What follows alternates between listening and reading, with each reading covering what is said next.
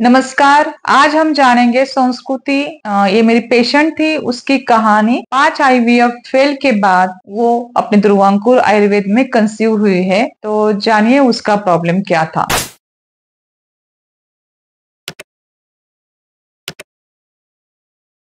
नमस्कार, मैं doctor Sharada, Durvankur Ayurved and fertility centre में आप सभी का स्वागत है। संस्कृति के 5 आईवीएफ फेल हुए थे और 25 टाइम्स उसने आईवाई किया था। आईवाई के बाद उसने 5 टाइम आईवीएफ किया था। उसका उम्र 42 इयर्स का था, फिर भी वो कंसीव नहीं कर पा रही थी। तो बाद में उसने सोचा कि चलो एक बार हम आयुर्वेद ट्राई करके देखेंगे, तो वो दुर्वांकुर आयुर्वेद में आई। तो मैंने जब संस्कृति मेरे पास आई तो इतना सारा फेल होने के बाद हमें भी स्ट्रेस रहता है पेशेंट का कि वो हमारे पास उनको रिजल्ट आएगा या नहीं आएगा। तो मैंने 1 महीना खाली उसको उसको कुछ ट्रीटमेंट देके, उसके कुछ रिपोर्ट्स करके, सब रिपोर्ट्स करके लिए मैंने फिर से। उसमें मैंने एचएचजी किया, ब्लड यूरिन हार्मोन्स के सब रिपोर्ट्स किए और एक ओव्यूलेशन स्टडी किया था, मुझे थोड़ा सा अंदाजा आने के लिए कि मैं आगे क्या ट्रीटमेंट करूं। तो मैंने उसमें देखा कि उसके फॉलिकल तो अच्छे बन रहे थे, दोनों साइड पे बने, लेकिन उसका एंडोमेट्रियम का थिकनेस बहुत कम था। थिन एंडोमेट्रियम था, ओनली 5.4 mm। अगर हमें कंसीव करना है तो एटलीस्ट हमारा एंडोमेट्रियम का thickness 7.5 to up to the 12 तक चाहिए, तो बच्चा अच्छी तरह से इम्प्लांट होता है। तो मैं थिन एंडोमेट्रियम के बारे में भी आपको बताऊंगी और मैंने संस्कृति को कैसे ट्रीट किया ये भी मैं आपको बताती हूँ। तो थिन एंडोमेट्रियम यानी कि जहां पे बच्चा हमारा फैलोपियन ट्यूब से, मतलब जहां फर्टिलाइजेशन होता है ये फैलोपियन ट्यूब में, मतलब ओवम ये ओवरी से ओवम आता है और ये फैलोपियन ट्यूब के एम्पुला रीजन में जाता है। जब आप सेक्सुअल कांटेक्ट करते हो तो आपके हस्बैंड का स्पर्म यहाँ से ऊपर जाता है, मोटाइल रहता है तो वो ऊपर जाता है और वो भी यहाँ पे आता है और यहाँ पे फर्टिलाइजेशन होता है। तो फर्टिलाइज हुआ बेबी फिर 9 महीने तक हमारे एंडोमेट्रियम लाइनिंग में इम्प्लांट होता है। मतलब ये जो बच्चेदानी है ये उसका कमरा है, ये रूम है, लेकिन ये कमरे में हम जैसे कि कोई घर में रहने के लिए जाते हैं तो पहले देखते हैं वहां पे लाइट है क्या, रूम साफ सुथरा है क्या, वहां पे जो वॉल है उसको कलरिंग किया हुआ है क्या, हमें वहां पे सेटिस्फेक्शन लगता है क्या। वैसे सेम लाइक जहां पे बच्चा रहता है वो बच्चे का जो कमरा है वो साफ सुथरा चाहिए, वहां पे ब्लड सर्कुलेशन अच्छा चाहिए, वहां की एंडोमेट्रियम की लाइनिंग अच्छी चाहिए। तो ये जो बच्चे का बिस्तरा रहता है वो बिस्तरा पहले अच्छा चाहिए।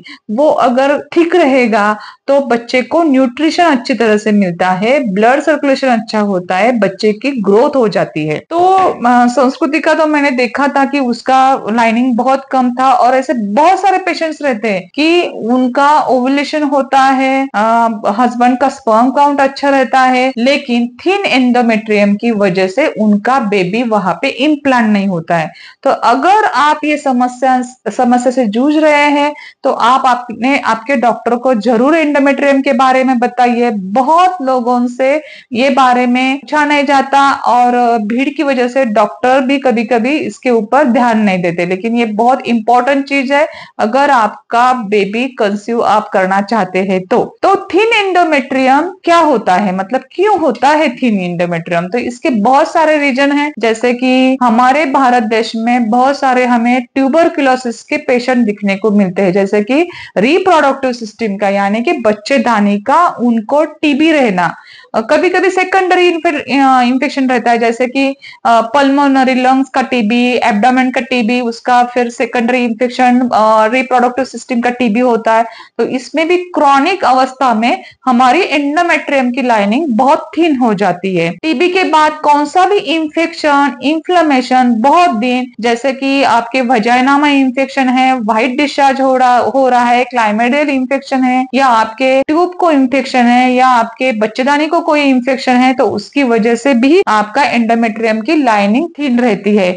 उसके बाद आता है कि अभी आपने कभी डीएनसी किया है या अबॉर्शन किया है, उस टाइम अगर आपने मतलब थैली साफ की होती होगी, तो थैली साफ करने के बाद अगर क्यूरेट बेसल लाइन एंडोमेट्रियम तक गया, मतलब क्यूरेट ये तो ब्लाइंड प्रोसीजर है, डॉक्टर यहाँ से क्यूरेट डालते हैं और वो अंदर ये जो लाइनिंग है वो या कुछ मतलब आपका कंसीव हुआ बेबी वो निकाल देते हैं। लेकिन कभी कभी एंडोमेट्रियम की लाइनिंग बहुत हम निकाल देते हैं up to the basal layer पर, क्योंकि एंडोमेट्रियम को 3 लेयर रहते हैं, तो जो लास्ट वाला लेयर है उस तक हुआ तो आपको एशरमैन सिंड्रोम हो सकता है। एशरमैन सिंड्रोम यानी कि आयुर्वेद में उसको नष्ट पुष्प भी बोलते हैं, मतलब कि एंडोमेट्रियम की लाइनिंग पूरी निकल जाना, इसको नष्ट पुष्प बोलते हैं। इससे आपको पीरियड भी नहीं आता है, पीरियड भी बंद होता है। तो इस हालत में भी आपका मतलब एंडोमेट्रियम थिन हो जाता है। कुछ मेडिकेशंस रहते हैं जैसे कि रासायनिक मेडिसिन रहते हैं, केमिकल मेडिसिन जैसे कि स्टेरॉइड्स है, पेन किलर्स है, ये बहुत दिन लेने के बाद भी आपका एंडोमेट्रियम की लाइनिंग थिन हो जाती है। कभी आपने बहुत एक्सरसाइज किया, ओवर एक्सरसाइज किया और अच्छा हेल्दी डाइट नहीं लिया तो भी आपका एंडोमेट्रियम की लाइनिंग थिन हो जाती है। अगर आपका लाइफस्टाइल अच्छा नहीं है, आप एक्सरसाइज नहीं करते हो, आप रात का जागरण करते हो, लेट नाइट सोते हो, तो भी आपका एंडोमेट्रियम का लाइनिंग थिन हो जाता है। तो ऐसे बहुत ये सब कारण है कि इसकी वजह से आपका एंडोमेट्रियम की लाइनिंग अच्छी तरह से बनती नहीं है, थिन रहती है, और उसकी वजह से आपका फॉलिकल अच्छा बनने के बाद भी आपका, या आपने आईवाई कर रहे हो, आईवीएफ कर रहे हो, जैसे कि मैं संस्कृति का बताया कि उसका 25 टाइम्स आईवाई हुआ था और उसका 5 टाइम आईवीएफ हुआ था, लेकिन उसका एंडोमेट्रियम थिन होने की वजह से वो मतलब उसका कंसीव नहीं कर पा रही थी। आप आईवाई में जाते हो तो आपको बहुत सारे इंजेक्शंस लगाते हैं, इंजेक्शंस के बाद आपका अंडा बनता है, लेकिन जब तक आपका एंडोमेट्रियम की लाइनिंग थिन है आप कंसीव नहीं कर पाते हो। और आप आईवीएफ किया, आईवीएफ में आपके ग्रेड फर्स्ट के, ए ग्रेड के आपके एम्ब्रियो बने, लेकिन जब आप इम्प्लांट करने के लिए जाते हो तो इम्प्लांट करने के टाइम आप डॉक्टर को समझ में आता है कि इनका एंडोमेट्रियम की लाइनिंग थिन है, लेकिन एम्ब्रियो तो बने हुए होते, तो कभी वो वहां पर छोड़ भी दिया, मतलब एम्ब्रियो ट्रांसफर भी किए, तो भी आप कंसीव नहीं कर पाते हो। तो अभी इसका हम डायग्नोसिस कैसे करेंगे ये आज के आप पहले वीडियो में जानेंगे। तो डायग्नोसिस करने के लिए आपका ट्रांसवेजाइनल सोनोग्राफी यानी कि टीवीएस सोनोग्राफी हम करते हैं, इसमें भी पता चलता है कि आपका एंडोमेट्रियम की लाइनिंग थिन है। फिर आपका 3D सोनोग्राफी में भी पता चलता है कि आपका एंडोमेट्रियम की लाइनिंग थिन है। उसके बाद हम हिस्ट्रोस्कोपी भी कर सकते हैं, हिस्ट्रोस्कोपी में भी पता चलता है कि आपका पेल एंडोमेट्रियम है।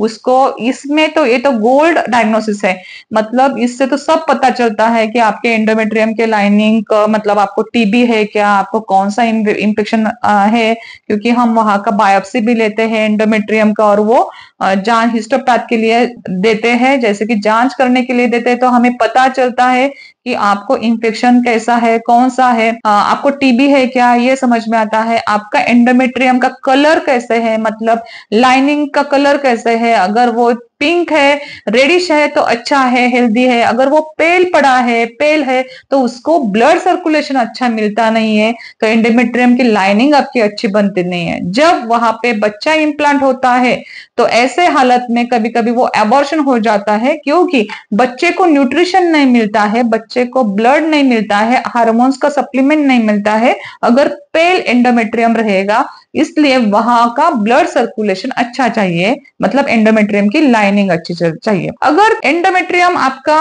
अच्छा है, नॉर्मल है, ये कैसे समझ में आ जाएगा? तो ये समझने के लिए हमें पता चलता है कि आपका एंडोमेट्रियम जो है वो रेड कलर का है, पिंक कलर का है, वहां पे ब्लड सर्कुलेशन अच्छा हो रहा है, उसकी लाइनिंग हेल्दी है, वहां पर कोई इंफ्लेमेशन नहीं है, उसका थिकनेस जो है वो 7.5 to up to the 11 to 12 तक रहता है, तो ये नॉर्मल के लक्षण है। तो ठीक है, अभी तो एंडोमेट्रियम की लाइनिंग आपकी कम है ऐसे हम समझ लेंगे। जैसे कि मुझे संस्कृति का पता चला, तो संस्कृति को ट्यूबरकुलोसिस का इंफेक्शन था, तो ये मुझे पता चला, तो मैंने उसको ट्यूबरकुलोसिस का ट्रीटमेंट दिया, लेकिन उसको टीबी के इंफेक्शन की वजह से उसका पूरा मतलब एशरमैन सिंड्रोम जैसा पिक्चर हुआ था, एंडोमेट्रियम की लाइनिंग बहुत थिन थी। तो फिर मैंने उसको जो दुर्वांकुर आयुर्वेद का रिप्रोडक्टिव सिस्टम डिटॉक्सिफिकेशन प्रोग्राम है कि जिसके अंदर हम पंचकर्म करते हैं, लेकिन उसमें हम प्रजनन संस्था शुद्धिकरण यानी कि रिप्रोडक्टिव सिस्टम के ऊपर ही पूरा ध्यान देते हैं और एचपीओ एक्सेस आपका क्लियर करते हैं, तो हमने वो उस पूरा डिटॉक्स किया उसका बॉडी, उसके बाद उसको उत्तर बस्ती किया। उत्तर बस्ती में मैंने बृहनीय, बल्यकर ऐसे मेडिसिन यूज किए कि जिससे क्या हुआ कि उसका जो एंडोमेट्रियम की लाइनिंग है उसका पोषण हुआ, वहां पर ब्लड सर्कुलेशन अच्छा हुआ। ब्लड सर्कुलेशन अच्छा होने की वजह से वहां पर वो जो एंडोमेट्रियम है वो स्पंजी हो गई, उसको न्यूट्रिशन मिलने लगा, तो धीरे धीरे उसको ब्लीडिंग अच्छा होने लगा। और 6 महीने के ट्रीटमेंट के बाद अभी फिलहाल संस्कृति प्रेग्नेंट रह गई है, अभी उसको तीसरा महीना चल रहा है और उसका बेबी भी बहुत अच्छा है। अभी एंटी स्कैन किया, 14 वीक्स कंप्लीट हुए हैं। तो ये मिरेकल है आयुर्वेद में। अगर आपका आईवीएफ करो, आईवाई करो या नेचुरल कंसीव का आप ट्राई करो, लेकिन आपका डायग्नोसिस परफेक्ट होना बहुत जरूरी रहता है। एक छोटा सा सिंपल प्रॉब्लम था कि उसको एंडोमेट्रियम की लाइनिंग थिन थी, सब एम्ब्रियो था, सब था, लेकिन बच्चे का कमरा ही ठीक नहीं था। तो वो कमरा मैंने ठीक किया, वहां के जो जाले जलमटे है वो निकाल डाले, जैसे कि एडेजेंस है, जहां पे एंडोमेट्रियम थिन है, वहां पर ब्लड सर्कुलेशन अच्छा नहीं था, वो सब मैंने क्लियर किया और नेचुरल तरीके से अपने यहाँ पर वो कंसीव हो गई, क्योंकि उसका फॉलिकल का कोई प्रॉब्लम नहीं था। बच्चा इम्प्लांट हो गया, अभी उसका 14 वीक्स कंप्लीट है। तो जब कोई भी पेशेंट निसंतानता का सामना कर रहा है तो वहां पर investigation is the most important part in the treatment. तो हम पहले बोलते हैं कि आप इन्वेस्टिगेशन अच्छी तरह से करो। अगर किसी को ये निसंतानता का सामना करना पड़ रहा है तो आपके डॉक्टर को एंडोमेट्रियम के बारे में जरूर पूछिए कि आपका एंडोमेट्रियम कैसा है। थिन एंडोमेट्रियम के लिए एलोपैथी में भी बहुत सारे ट्रीटमेंट रहती है, जैसे कि पीआरपी है, मतलब अपने खुद के ही प्लेटलेट हम वहां पर लैप्रोस्कोपी, हिस्टोस्कोपी से इंजेक्ट करते हैं, लेकिन ये बहुत महंगा ट्रीटमेंट रहता है। फिर आईवीएफ भी ट्रीटमेंट रहता है, कुछ मेडिसिन रहते हैं जैसे कि एस्प्रिन देते हैं, मतलब वहां पर ब्लड सर्कुलेशन अच्छा होने के लिए। Vitamin E, L, urging sachets, ऐसे सैचेट्स भी देते हैं, उससे भी इसमें इंप्रूवमेंट दिखती है। लेकिन मैं पिछले 25 साल से मैं आयुर्वेदिक प्रैक्टिस करती हूँ, तो मैंने देखा है कि अपने दुर्वांकुर आयुर्वेद का पंचकर्मा, उत्तर बस्ती, कुछ रिसर्च बेस्ड मेडिसिन हम यूज करते हैं तो पेशेंट को बहुत अच्छा रिजल्ट आता है, जैसे कि मैंने आपको संस्कृति का बताया। तो आज का वीडियो आपको कैसे लगा जरूर हमें बताइए। कमेंट बॉक्स में अगर कुछ आपको शिकायत है या दिक्कत है तो आपके हेल्थ के बारे में, तो वो भी आप हमें बताइए, तो हमारी टीम आपको जरूर मदद करेगी। आज का ये वीडियो आप लाइक कीजिए, ज्यादा से ज्यादा लोगों तक जिनको ये तकलीफ है, नीडी पीपल को ये शेयर कीजिए। शायद ये वीडियो देखने के बाद अगले महीने में वो कंसीव हो सकती है। दुर्वांकुर चैनल सब्सक्राइब कीजिए। जय धन्वंतरी, जय आयुर्वेदा।